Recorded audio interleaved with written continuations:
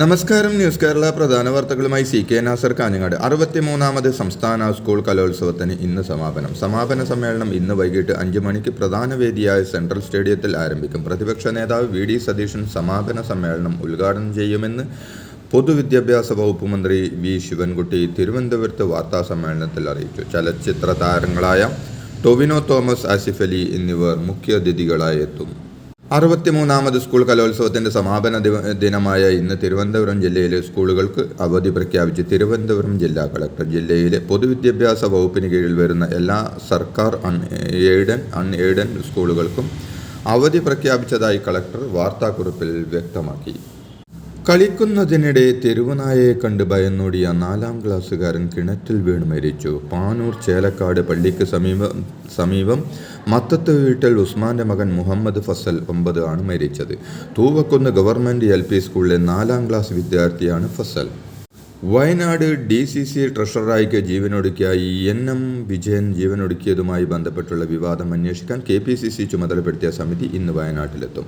അന്വേഷണ സമിതി ഇന്ന് രാവിലെ 10 മണിക്ക് കൽപ്പറ്റ DCC ഓഫീസിലെത്തി നേതാക്കളുമായി കൂടിക്കാഴ്ച നടത്തുമെന്ന് KPCC സംഘടനാ ചുമതലയുള്ള ജനറൽ സെക്രട്ടറി M ലിജു അറിയിച്ചു.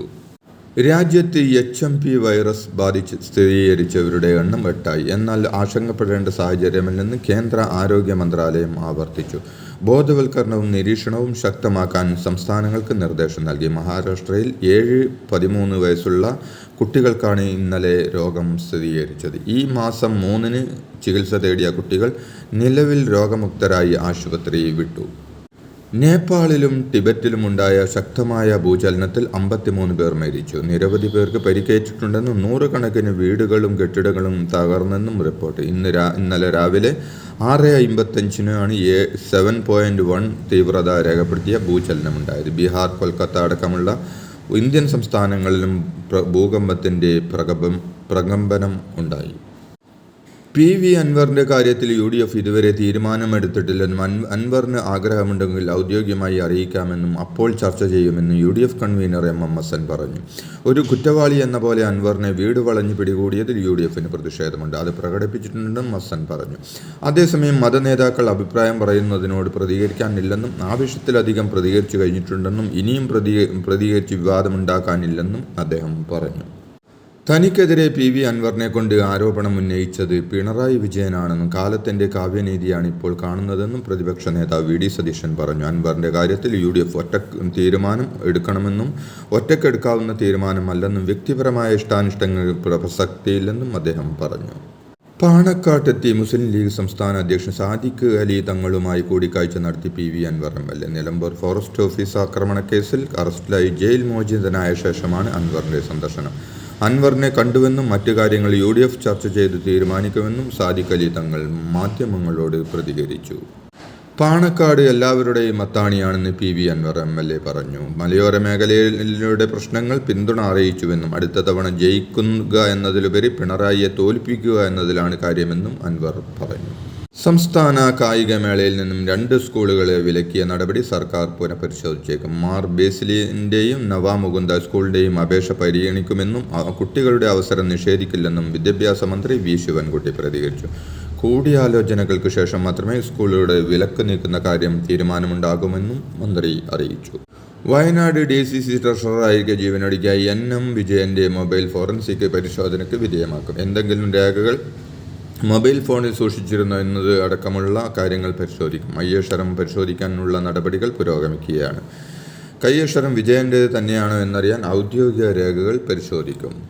പെരിയ ഇരട്ടക്കൊലക്കേസിൽ KV കുഞ്ഞിരാമൻ ഉൾപ്പെടെ ജില്ലാ സെക്രട്ടേറിയറ്റ് അംഗങ്ങളെ ശിക്ഷിച്ചതിന് രാഷ്ട്രീയമായി നേരിടുമെന്ന് CPM സംസ്ഥാന സെക്രട്ടറി MV ഗോവിന്ദൻ പറഞ്ഞു. കൊലപാതകത്തിൽ പാർട്ടിക്ക് ഒരു പങ്കുമില്ലെന്നും അദ്ദേഹം പറഞ്ഞു. സംസ്ഥാന സമിതി യോഗത്തിന് ശേഷം AKG സെന്ററിൽ വാർത്താ സമ്മേളനത്തിൽ സംസാരിക്കുകയായിരുന്നു അദ്ദേഹം. പാലക്കാട് ഉപതെരഞ്ഞെടുപ്പിലെ നീലപ്പെട്ടി വിവാദവുമായി ബന്ധപ്പെട്ട് NN കൃഷ്ണദാസിന് താക്കീത് നൽകി CPM. കൃഷ്ണദാസിനെ പരസ്യമായി താക്കീത് ചെയ്യാനാണ് CPM സംസ്ഥാന സമിതിയുടെ തീരുമാനം. പൊതുജനങ്ങൾക്കിടയിൽ പാർട്ടിയിൽ ഭിന്നതയുണ്ടെന്ന് തോന്നിക്കുന്ന രീതിയിലായിരുന്നു കൃഷ്ണദാസിന്റെ പ്രസ്താവനയെന്ന് MV ഗോവിന്ദൻ പറഞ്ഞു. CPM സമ്മേളനത്തിന് പിരിച്ച ഫണ്ട് വെട്ടിച്ചെന്ന കേസിൽ CPM വിട്ട് BJPയിലെത്തിയ മധു മുല്ലശ്ശേരിയുടെ മുൻകൂർ ജാമ്യാപേക്ഷ കോടതി തള്ളി. CPM ഏരിയ സമ്മേളനത്തിനായി പിരിച്ച ഫണ്ട് വെട്ടിച്ചു എന്ന പരാതിയിലാണ് BJPയിൽ ചേർന്ന മധു മുല്ലശ്ശേരി മുൻകൂർ ജാമ്യാപേക്ഷ നൽകിയത്. മധു മുല്ലശ്ശേരി ഇപ്പോൾ ഒളിവിലാണെന്നാണ് പോലീസ് വ്യക്തമാക്കുന്നത്. പ്രതിപക്ഷ നേതാവിന്റെ ആരോപണങ്ങൾ നിഷേധിച്ച KFC മാനേജ്മെന്റ് ആരോപണങ്ങൾ അടിസ്ഥാനരഹിതമാണെന്നും KFCയുടെ നിക്ഷേപ തീരുമാനങ്ങളെല്ലാം KFC ഡയറക്ടർ ബോർഡിന്റെ അംഗീകാരത്തോടെയാണെന്നും മാനേജ്മെന്റ് വാർത്താക്കുറിപ്പിൽ വ്യക്തമാക്കി. RBIയുടെയും സെബിയുടെയും അംഗീകാരമുള്ള ക്രെഡിറ്റ് റേറ്റിംഗ് ഏജൻസികളുടെ നിർദ്ദേശപ്രകാരമാണ് അനിൽ അംബാനിയുടെ കമ്പനിയിൽ നിക്ഷേപം നടത്തിയതെന്നും മാനേജ്മെന്റ് വ്യക്തമാക്കി. PV അൻവറിനെതിരെ കോൺഗ്രസ് നേതാവ് ആര്യാടൻ ഷൗക്കത്ത് രംഗത്ത്. നിലമ്പൂരിലെ കാട്ടാനാക്രമണത്തെക്കുറിച്ച് ജനകീയ പ്രക്ഷോഭങ്ങൾ നടന്നപ്പോൾ അൻവറിനെ കണ്ടില്ലെന്നും UDFിലേക്ക് വരാൻ ആളുകൾ ആഗ്രഹം പ്രകടിപ്പിക്കുന്നത് സ്വാഭാവികമാണെന്നും ബാക്കി മുന്നണി ആലോചിച്ച് തീരുമാനിക്കുമെന്നും അദ്ദേഹം പറഞ്ഞു. തുർക്കിയിലെ ഇസ്താംബൂളിൽ നിന്നും ശ്രീലങ്കയിലെ കൊളംബോയിലേക്ക് പുറപ്പെട്ട ടർക്കിഷ് വിമാനം കൊളംബോയിലെ മോശം കാലാവസ്ഥ കാരണം ഇന്നലെ രാവിലെ 6:50 തിരുവനന്തപുരത്തെ അന്താരാഷ്ട്ര ടെർമിനലിൽ ഇറക്കി. ടർക്കിഷ് വിമാനത്തിലുണ്ടായിരുന്ന 299 പേരെയും ഹോട്ടലിലേക്ക് മാറ്റിയിരുന്നു. മാലിന്യമുക്തം നവകേരളം ജനകീയ ക്യാമ്പയിൻ്റെ ഭാഗമായ തിരിച്ചറിയൽ വിരുദ്ധ ക്യാമ്പയിനിൽ നാഷണൽ സർവീസ് സ്കീമും ഭാഗമാകും. മാലിന്യവും പാഴ്വസ്തുക്കളും വലിച്ചെറിയുന്നത് കുട്ടികളുടെ ക്യാമറ കണ്ണുകൾ പകർത്തും. തദ്ദേശ സ്വയംഭരണ വകുപ്പും ശുചിത്വ മിഷനുമായി ചേർന്നാണ് NSS ഈ പദ്ധതി ആവിഷ്കരിക്കുന്നത്.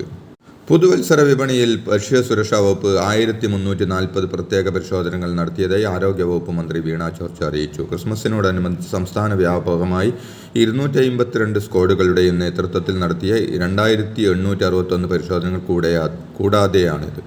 109 പ്രത്യേക സ്ക്വാഡുകളാണ് പുതുവത്സര വിപണിയിൽ പരിശോധനകൾ നടത്തി. മാനദണ്ഡങ്ങൾ പാലിക്കാത്ത 21 സ്ഥാപനങ്ങളുടെ പ്രവർത്തനം നിർത്തിവെപ്പിച്ചതായി മന്ത്രി അറിയിച്ചു. പരിക്കേറ്റ് ആശുപത്രിയിൽ കഴിയുന്ന ഉമാ തോമസ് MLA സന്ദർശിച്ച ആരോഗ്യമന്ത്രി വീണ ജോർജ്. MLAയുടെ ആരോഗ്യസ്ഥിതി മെച്ചപ്പെട്ടെന്ന് വീണ ജോർജ് അറിയിച്ചു. ഉമാ തോമസ് ബെഡിൽ നിന്ന് എഴുന്നേറ്റ് പരസഹായത്തോടെ കസേരയിൽ ഇരുന്നെന്നും ഇൻഫെക്ഷൻ കൂടിയിട്ടില്ല എന്നത് വളരെ ആശ്വാസകരമാണെന്നും വീണ ജോർജ് പ്രതികരിച്ചു. അടുത്ത ആഴ്ച കൂടി ഉമാ തോമസ് ICUവിൽ തുടരും. പ്രവർത്തകരുടെ മദ്യപാന വിലക്കിന് ഇളവ് നൽകുന്നതടക്കം നിർദ്ദേശങ്ങളുമായി CPI സംസ്ഥാന നേതൃത്വം. പാർട്ടി സംസ്ഥാന കൗൺസിൽ അംഗീകരിച്ച പുതിയ പെരുമാറ്റച്ചട്ടത്തിലാണ് 33 വർഷത്തിനൊടുവിൽ മദ്യപാനം സംബന്ധിച്ച നിലപാട് തിരുത്തുന്നത്. പ്രവർത്തകർക്ക് മദ്യപിക്കാം, എന്നാൽ അമിതമാവരുതെന്നാണ് നിർദ്ദേശം. ഇതോടെ ഇന്നത്തെ പ്രധാന വാർത്തകൾ സമാപിച്ചു. നന്ദി, നമസ്കാരം.